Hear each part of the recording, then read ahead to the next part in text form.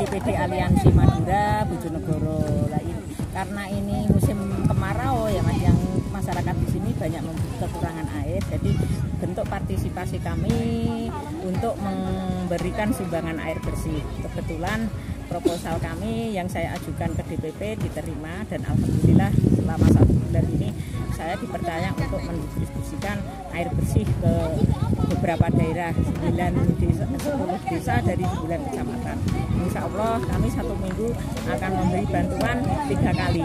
1 kali kirim 2 armada di 10.000 liter. Anak kecil kayak gini gak oleh munggah ya, kok gak kotor.